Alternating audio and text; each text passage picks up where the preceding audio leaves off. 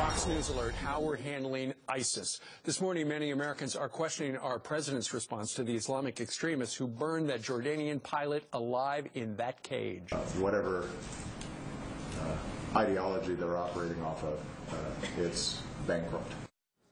Whatever ideology they're operating off of. One of the president's critics, Dr. Zahudi Jasser from the American Islamic Forum for Democracy, joins us this morning from Phoenix. Good morning, Doctor.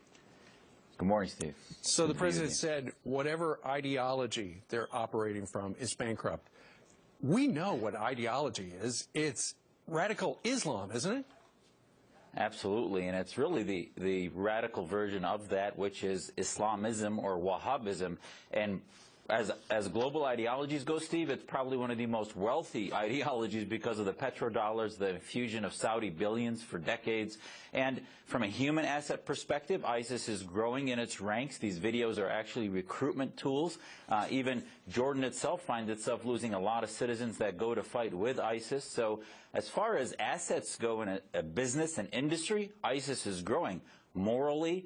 As far as the Islam I know, yes, it's corrupt, it's evil, it's savagery, but we have to be careful. I think it's interesting for him to choose terms like bankrupt because it's sort of the narrative that, oh, it's not a problem, they're going to disappear tomorrow, and, you know, this problem's growing, it's not going away. Sure, but for the we know that the president will not say Islamic extremism, and this is, you know, it's radioactive from his lexicon, and instead he says whatever ideology because he refuses to say the words together.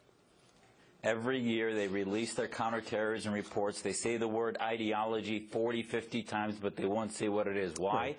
Because for us to get to the next step of defeating it, of putting Islamism, not only the Islamic State, but all Islamic states and theocratic movements from Wahhabism on into the dustbin of history, we have to identify it and enable Muslims like myself to have a seat at the table. Otherwise, we don't have a seat at the table. Sure, absolutely. Of course, the world looks to the United States because we're the only still standing superpower. But in this fight right now, it looks like King Abdullah, who this week really declared war on ISIS, he's appearing in these images where he's suited up.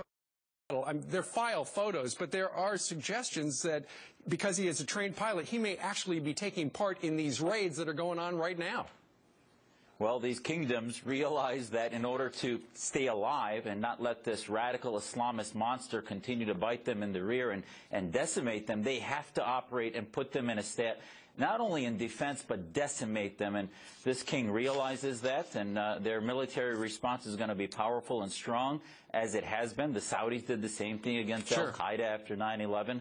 But ultimately, the long-term solution is about liberty and freedom, and I don't think these autocrats will use those terms, and that's why we really need the West to wake up to provide not only the military solution and strength to continue to put them in fear, but the ideological solution, which is really what the West can do. You mean whatever ideological solution, to paraphrase against the president. Political Islam. That's right, exactly. Dr. Jasser, we thank you very much. By the way, I should point out